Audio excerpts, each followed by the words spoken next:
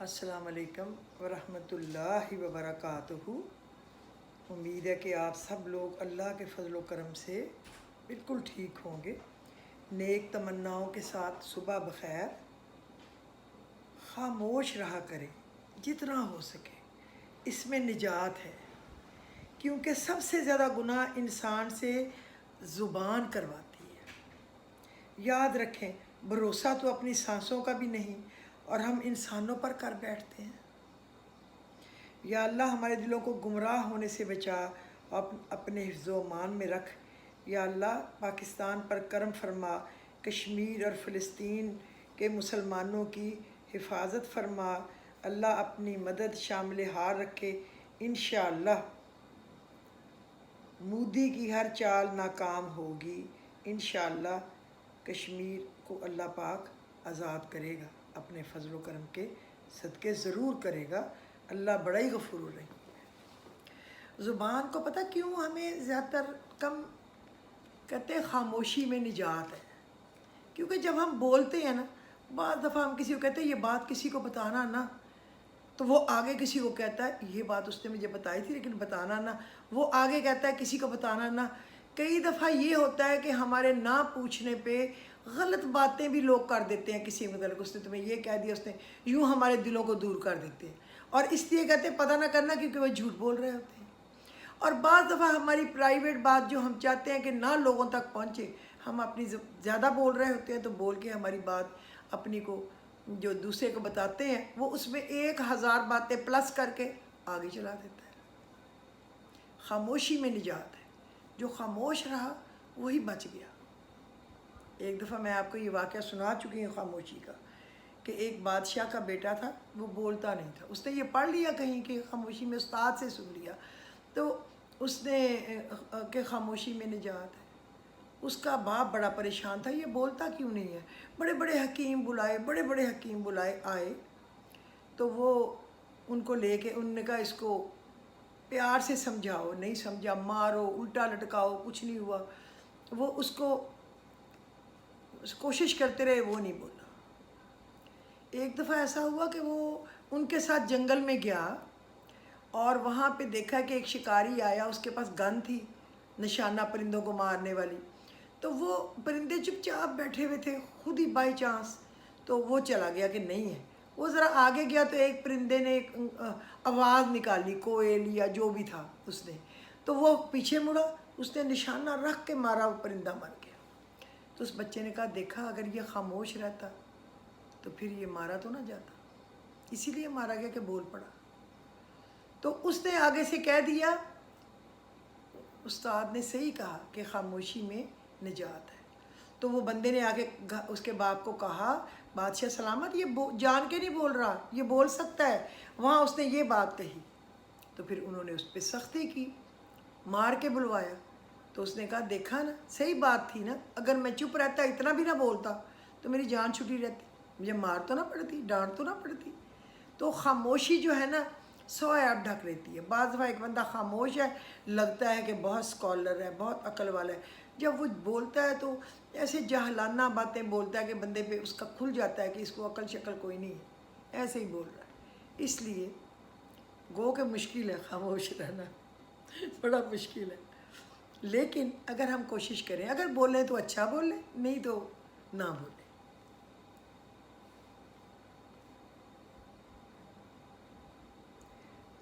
जो अहले जन्नत है ना, इनकी 4 निशानियां हैं। मुस्कुराता चेहरा, नरम ज़ुबान, रहम करने वाला दिल, अता करने वाला हाथ। रब्बुल इज़्ज़त हम सब को ये औसाफ अता करे। इंसान की ज़िंदगी में सब्र, शुक्र और मोहब्बत तीनों का बहुत बड़ा दर्जा है। सब्र मुसीबत को टाल देता है, शुक्र नेमतों को बढ़ा देता है, और मोहब्बत खुशियों का ख़जाना है। सब्र मुसीबत को टालता है, शुक्र नेमत को बढ़ाता है, मोहब्बत खुशियों का ख़जाना है।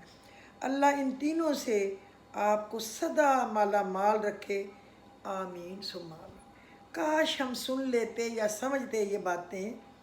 यूनिवर्सिटी लेवल की कॉपियाँ चेक करते हुए अक्सर एक बात बड़ा मसला नज़र आता है। नौजवान ने ये सवाल صحیح پڑھا ہی نہیں ہوتا، یا پڑھا ہوتا ہے تو سمجھا ہی نہیں ہوتا۔ بہت مرتبہ ایسا ہوتا ہے کہ انہوں نے وہ سوال پڑھا ہی نہیں ہوتا جو لکھا ہوتا ہے، بلکہ وہ سوال پڑھا ہوتا ہے جو ان کے ذہن میں ہوتا ہے اور اسی کا جواب لکھ دیتے ہیں۔ ان تمام صورتوں میں نتیجہ کیا آئے گا؟ 0۔ نوجوان فیل ہو جاتا ہے، دکھ ہوتا ہے، مگر مجبوری ہے۔ جواب جاننے والے نہ جاننے والوں کے لیے والوں کو ایک سے نمبر تو نہیں دیے جا سکتے نا، سمجھنے والا نہ سمجھنے والا برابر تو نہیں ہو سکتے۔ نوجوان کورس دہرا کر اگلی مرتبہ پاس ہو جائے گا۔ 5 سوال ایسے ہوں گے جن کا جواب دیے بغیر انسان کے قدم روز قیامت اپنی جگہ سے ہل ہی نہیں سکیں گے۔ ہم اپنے پرچے کو دھیان سے تیار کریں، وہ تو دوبارہ ریپیٹ کر لے گا، 2 دفعہ ایک کلاس کو پڑھ لے گا، ہمیں تو دوبارہ زندگی نہیں مل رہی نا۔ ہم تو گئے، آنکھیں بند ہوئیں، قبر میں گئے تو بس گئے، بس۔ تو پھر ہم سے وہاں پہ ہم نہیں ہل سکیں گے روز قیامت پہ۔ 5 سوالوں کا جواب ہمیں دینا ہی پڑے گا۔ نمبر 1، عمر کہاں گزاری؟ نمبر 2، جوانی کن کاموں میں خرچ کی؟ نمبر 3، مال کہاں سے کمایا؟ نمبر 4، کہاں خرچ کیا؟ نمبر 5، جو سیکھا اس پر کتنا عمل کیا؟ جو پڑھا اس پہ کتنا عمل کیا؟ اگر قرآن کو پڑھا، زبانی تو ہم کہتے 4 سپارے پڑھ لیے، 3 پڑھ لیے، تو بیچ میں سے ترجمہ تشریح پڑھا نہیں ہوتا، کوئی ضروری باتوں کو ہم نے انڈر لائن کیا نہیں ہوتا، تو اس پڑھنے کا کیا ہے؟ اندھے ہیں نا گویا، ایسے منہ مارا ادھر ادھر ایک جانور نے اور ایک کھیت میں سے گزر گیا، وہی حساب ہے۔ کبھی میں سوچتی ہوں کہ ایسا تو نہیں ہے کہ یہ پرچہ بھی ہم صحیح طریقے پر پڑھ ہی نہیں سکے، یا پڑھا مگر سمجھ ہی نہیں سکے کہ اللہ ہم سے چاہتا کیا ہے۔ پوچھنے والا پوچھتا رہ گیا، تم کہاں چلے جا رہے ہو؟ قرآن مجید میں جگہ جگہ ہے نا، تم انسان کہاں چلے جا رہے ہو؟ ہم نے سنا ہی نہیں، غور ہی نہیں کیا۔ اس امتحان کا تو کوئی ری ٹیک بھی نہیں ہے نا، کوئی سپلی بھی نہیں، کوئی ایئر بیگ بھی نہیں۔ اللہ نہ کرے کہ اس وقت ہمارے عزیزوں یا ہماری اولادوں کے پاس سوائے اس حسرت کے کچھ نہ ہو، پھر ہم کہیں کاش ہم اس بات کو سن لیتے یا سمجھتے تو آج ہم اہل دوزخ میں سے نہ ہوتے۔ لیکن سمجھ لیتے تو بات ہے نا، سنتے تو بات ہے نا۔ جو تھا اچھا تھا الحمدللہ، جو ہے بہتر ہے ماشاءاللہ، جو ملے گا بہترین ملے گا کیونکہ اللہ دے گا انشاءاللہ۔ یہ لفظ الحمدللہ، انشاءاللہ، ماشاءاللہ، اس کو پکڑ لیں۔ جب آپ تنہا محسوس کریں اور کوئی بات کرنے کو نہ ہو تو اللہ سے جڑ جائیں۔ اللہ کبھی مصروف نہیں ہوتا، اللہ کے پاس ہمارے ہر سوال کا جواب ہوتا ہے جو ہمیں سکون دیتا ہے۔ یاد رکھیں، ایک دن ہم نے چپکے سے چلے جانا ہے اور کسی کو خبر بھی نہیں ہونی۔ اے ہمارے پاک پروردگار، ہمیں ایسی موت دے کہ لوگ بعد میں اگر ذکر کریں تو ان کی نیکیوں میں اضافہ ہو، ان کے الفاظ ہماری مغفرت کا ذریعہ بنے۔ بندے کی بہتری خدا بندے سے بہتر جانتا ہے، گھبرانے کی بات نہیں ہے، لیکن اللہ کو راضی کرنے والے کام کریں تبھی وہ ہمارے لیے بہتری کرے گا نا۔ آج میں آپ کو بتاؤں گی ایک تو نماز تہجد کے متعلق۔ کئیوں نے مجھ سے پوچھا ہے کہ نماز تہجد پہ کوئی کچھ کہتا ہے، کوئی کچھ کہتا ہے، آپ ذرا اس پہ سیر حاصل تبصرہ کر دیں۔ میں بھی کوئی عقل والی تو نہیں ہوں، لیکن جو میرے علم میں انشاءاللہ بتاؤں گی۔ اس کے علاوہ آج لوگوں نے جو کوشچن پوچھے ہیں وہ ہے حل مشکلات کا حل کیسے ہوگا؟ غم کو دور کرنے کے لیے اور دل کو خوش رکھنے کے لیے ہمیں کیا پڑھنا چاہیے؟ سکون قلب جسے ہمیں ملے اس کا مجرب نسخہ کیا ہے؟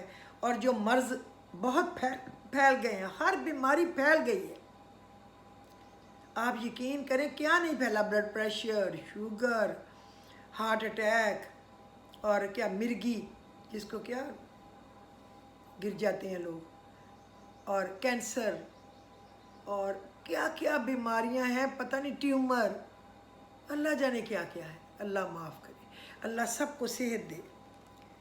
تو انشاءاللہ میں ان کے متعلق بھی بتاؤں گی۔ لیکن آج مجھے یاد آ رہا تھا کہ پہلے چھٹیاں ہوتی تھیں تو پہلے ہی ہم لوگ اپنے بیگ تیار کرنے شروع ہو جاتے تھے، ایگزام ختم ہوا، چھٹیاں ہو گئی 3 مہینے کی۔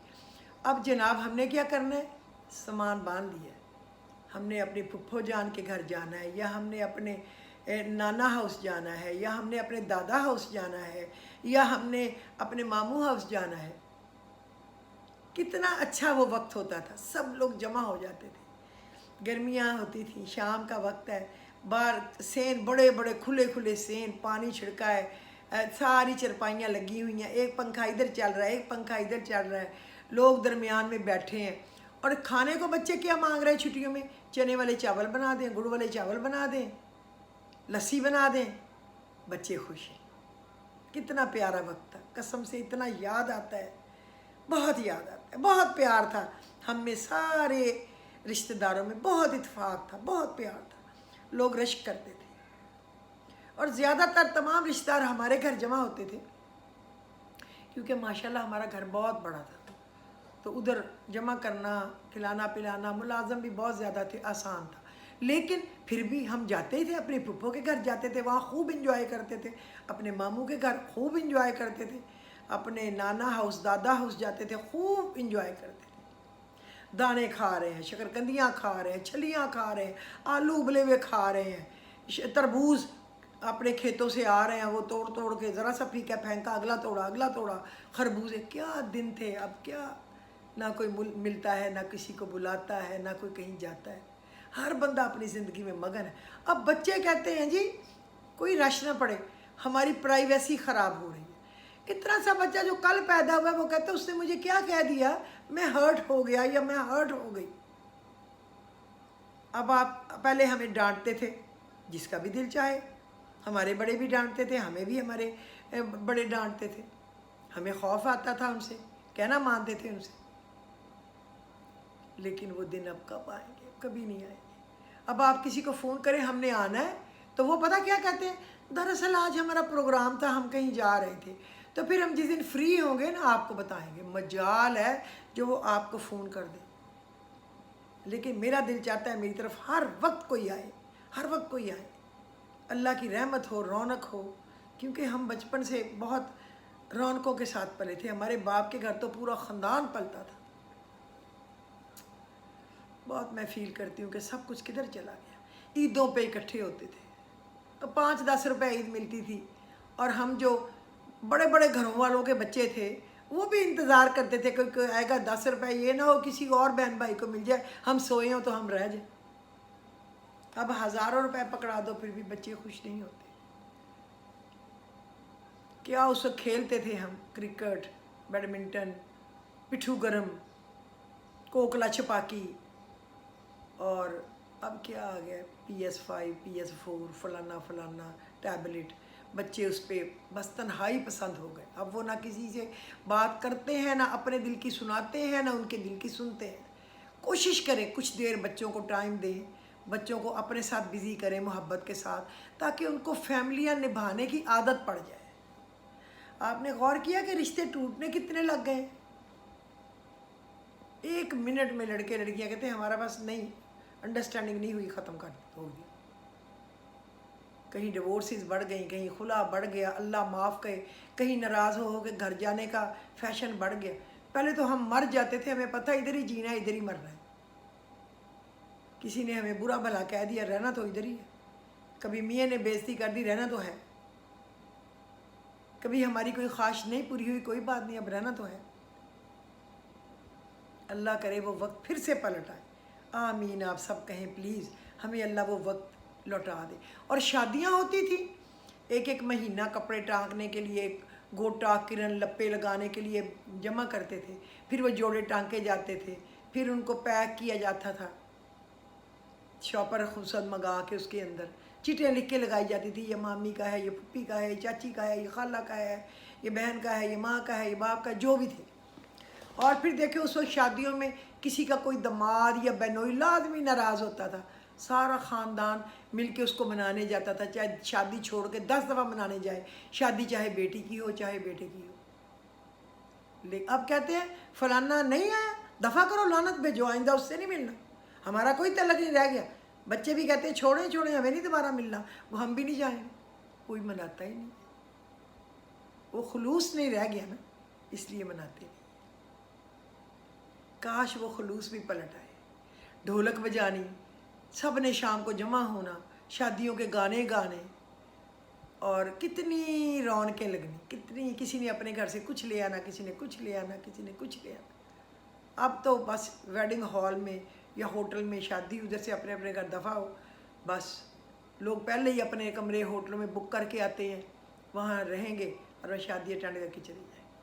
مجھے یاد ہے کہ ہماری جب شادیاں تھیں تو گھر میں اتنے بستر لگتے تھے، ڈرائنگ روم میں، ٹی وی لاؤنج میں، بیڈ روموں میں، بیڈ پہ سوئے ہیں، یہ سائڈوں پہ بھی ہے، بھرے ہوئے گھر ہوتے تھے، بڑے بڑے دل ہوتے تھے، بڑے بڑے گھر ہوتے تھے۔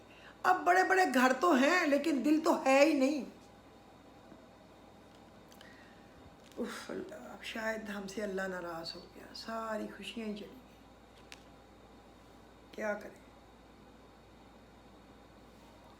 مہمان آتے تھے تو خوشیاں ہی چڑھ جاتی تھی کئی دن پہلے، یہ یوں کرو، یہ وہ کرو، یہ چیزیں جمع کرو، اب پجیریاں بناؤ، اب پنیاں بناؤ، گاجر کے حلوے بناؤ، فلانا بناؤ، وہ کیونکہ فلانوں نے آنا ہے اتنے دن ہے تو یہ سارے دن کھانا پینا ہے، عیش کرنی ہے۔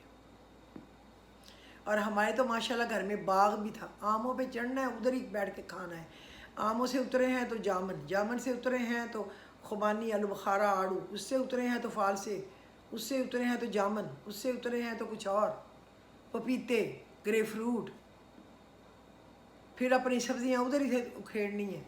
اتنے بڑے بڑے گھر تھے ماشاءاللہ، سب کچھ تھا، بہت یاد آتا ہے، یقین کریں۔ یہ امی کی بہن بنی ہوئی ہے، یہ ابو کے بھائی بنے ہوئے ہیں، یہ فیملی کی طرح ملتے اور رہتے تھے۔ کاش وہ دل پھر وہ اللہ تعالیٰ الٹا دے، واپس لے آئے۔ اچھا، اب میں آپ کو بتاؤں حل مشکلات کا بہترین وظیفہ۔ حضرت انس بن مالک رضی اللہ عنہ سے روایت ہے، نبی کریم صلی اللہ علیہ وسلم مشکل میں یہ دعا فرماتے تھے، اللہم لا سہل الا ما جعلتہ سہلا وانت تجعل الحزن سہلا اذا شئت۔ اے اللہ، کچھ آسان نہیں مگر جسے آپ آسان بنا دیں، آپ غم کو جب چاہیں آسان کر دیں۔ یہ پڑھا کریں، انشاءاللہ آپ کی مشکلوں کی گرہ کھل جائیں گی۔ اور یہ بھی پڑھ سکتے ہیں، ربی یسر ولا تعسر وتمم بالخیر وبک نستعین، ربی یسر ولا تعسر وتمم بالخیر بک نستعین۔ اے اللہ ہمارے کاموں میں آسانیاں دے اور مشکلات نہ دے، ربی یسر ولا تعسر وتمم بالخیر، اور ہر کام کے ختم ہونے کا انجام اچھا کر، وبک نستعین، اور ہم تجھی سے اے اللہ مدد مانگتے ہیں۔ یہ بھی بہت پیاری دعا، یہ دونوں دعائیں آپ کے لیے گفٹ ہے، آپ یاد رکھیں۔ اچھا، غم کو دور کرنے اور دل کو خوش رکھنے کے لیے کیا ہے؟ آپ صلی اللہ علیہ وسلم نے فرمایا، جو شخص صبح کے وقت سورہ یاسین پڑھے گا وہ شام تک خوش رہے گا، اور جو شخص اسے شام کے وقت پڑھے گا وہ صبح تک فرحت و خوشی میں رہے گا۔ ہمیں اس شخص نے خبر دی ہے جس نے یہ تجربہ بھی کیا۔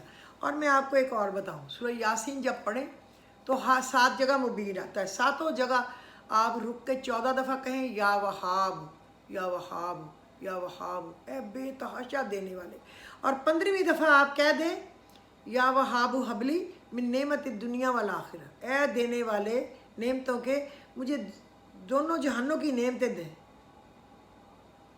نعمت الدنیا والآخرہ، دنیا کی بھی اور آخرت کی بھی نعمتیں۔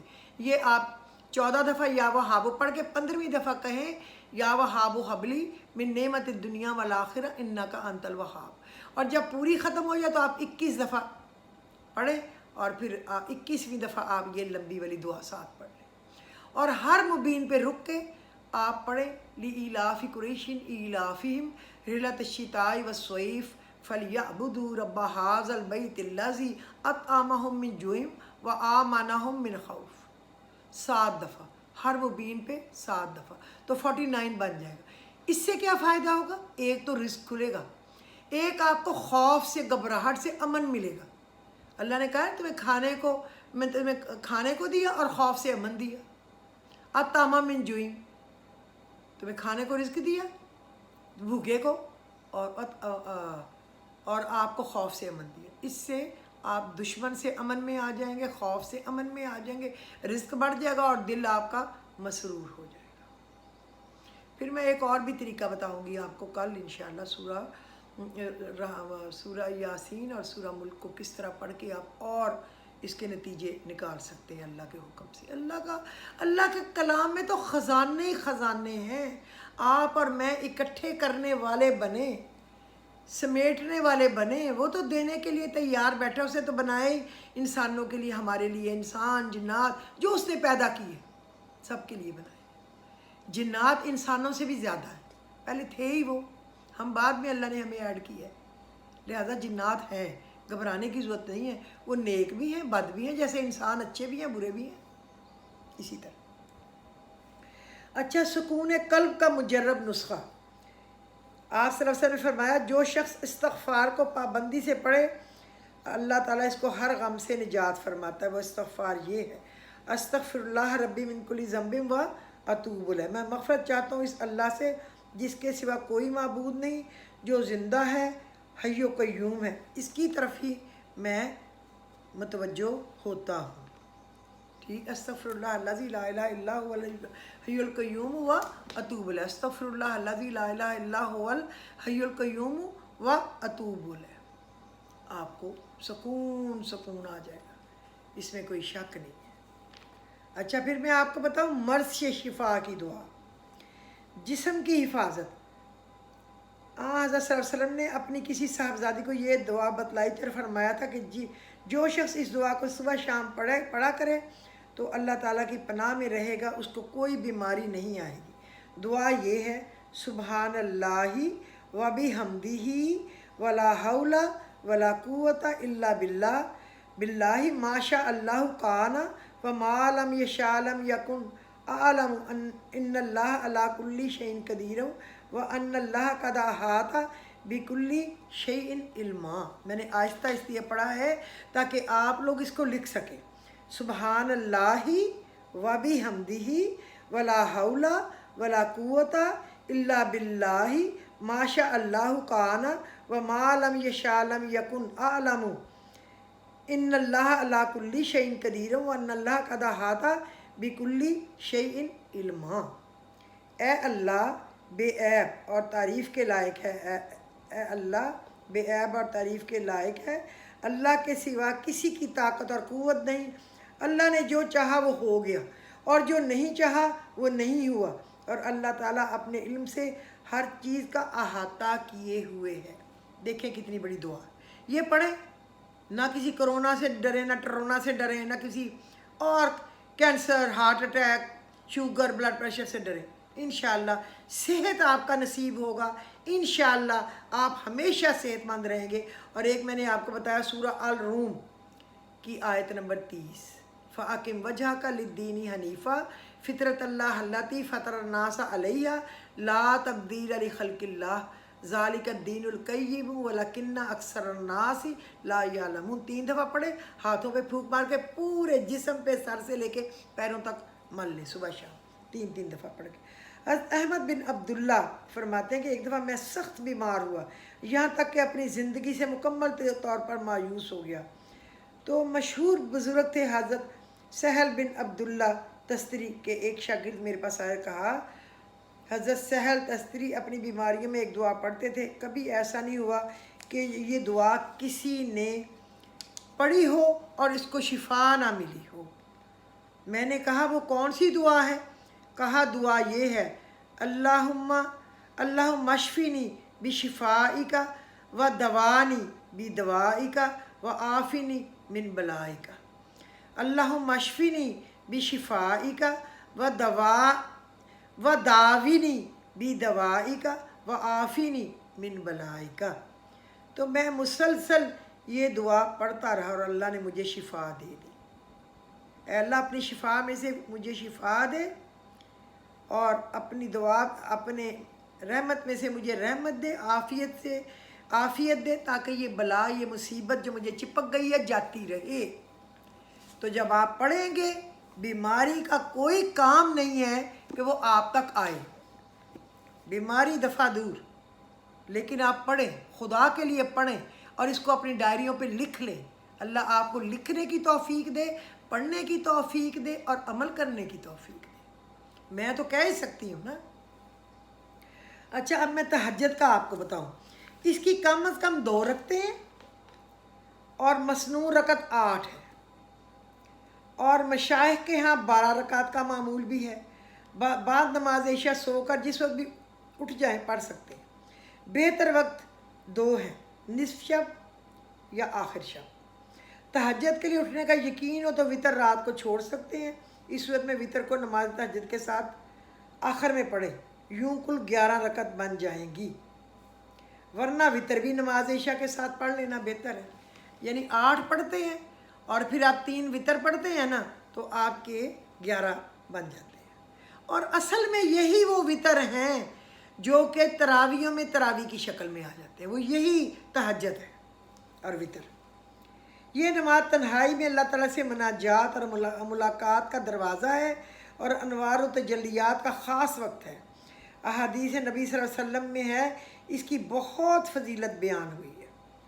حضرت عبداللہ بن عمر سے روایت ہے کہ نبی کریم صلی اللہ علیہ وسلم نے فرمایا، اللہ تعالیٰ کو تمام نفل نمازوں میں سب سے زیادہ محبوب نماز صلاۃ داؤد صلی اللہ علیہ وسلم ہے۔ وہ آدھی رات سوتے، پھر اٹھ کر تہائی رات عبادت کرتے اور پھر چھٹے حصے میں سو جاتے۔